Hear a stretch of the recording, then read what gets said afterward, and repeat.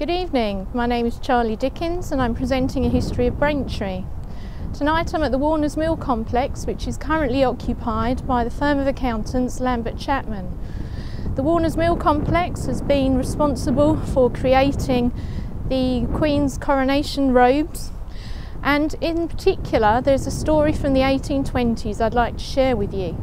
The building was then occupied by a firm of accountants called Smith Day, and they had a decision to make that could have affected the future of the building forever.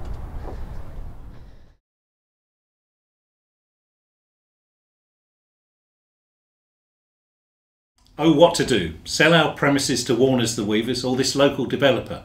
If only Mr. Short was here to help with our decision. I must consider this problem overnight and make my decision on the morrow. Mr. Smith, if I may interrupt you before leaving, we bookkeepers have no more coal and our office is too cold to work in. No. Costs. With the cost of fuel rising so rapidly, I maybe need to accept this silly offer I do not believe in, rather than the market value one, just to keep ourselves in business. And so Mr. Smith sat down to consider which offer he should take, thinking about how much easier it would be if Mr. Short was still alive and well. As he deliberated further, his eyes felt heavy and he drifted off into a deep sleep, perhaps even into a dream.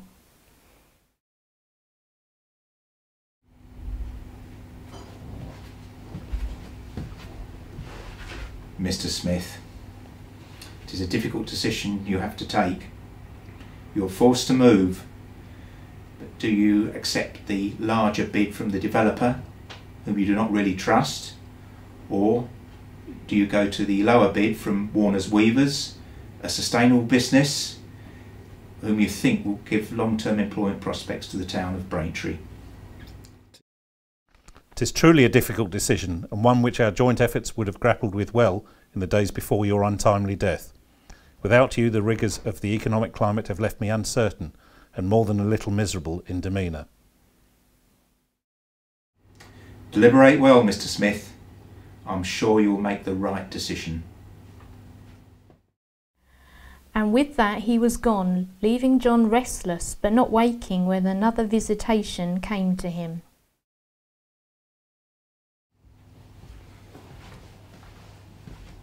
I am the ghost of Christmas present, and I come to bring you news of your current situation. Since Mr. Short's untimely death, your life has been focused on keeping the business afloat. Your staff are loyal and work hard, but become frustrated by the heating problems, the increasing costs of living, and they cannot take leisure because money is short. They worry you are oblivious to their problems because of your own. Elsewhere, the Warners people are honest, they're desperate to move into Braintree. The developer may not have the money he promises, and you may end up disappointed if you fall foul of his charms. Clearly disturbed, John wakes, and being upset by the thought of another potential problem, the decreasing staff morale, pours himself an extremely large sherry. With his head in his hands, exhausted, before succumbing once more to an alcoholic-induced sleep, during which comes a final visitation.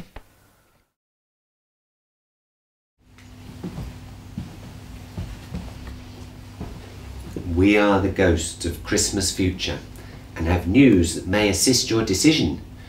The developer has insufficient funds for a deposit and won't be able to get funding from his bank.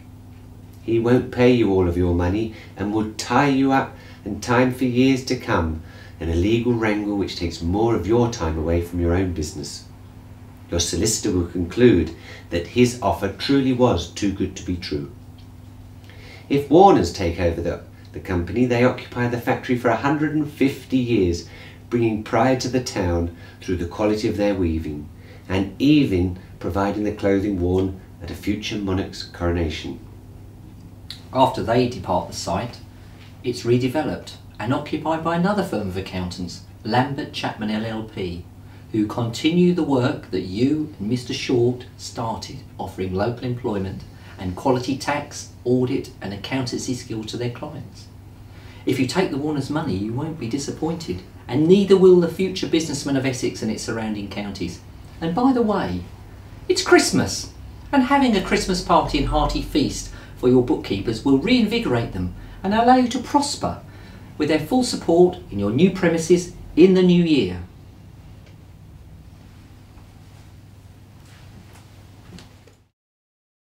And so the next morning Mr. Smith was in bright and early as usual, but with a newly found spring to his step and ready for the day ahead. I shall take this money from our cash reserves and give it to Mr. Wigan to restock the coal and provide new quills for all the bookkeeping staff. Furthermore, we shall finish early tomorrow, this last day before Christmas, to enjoy a party amongst the staff.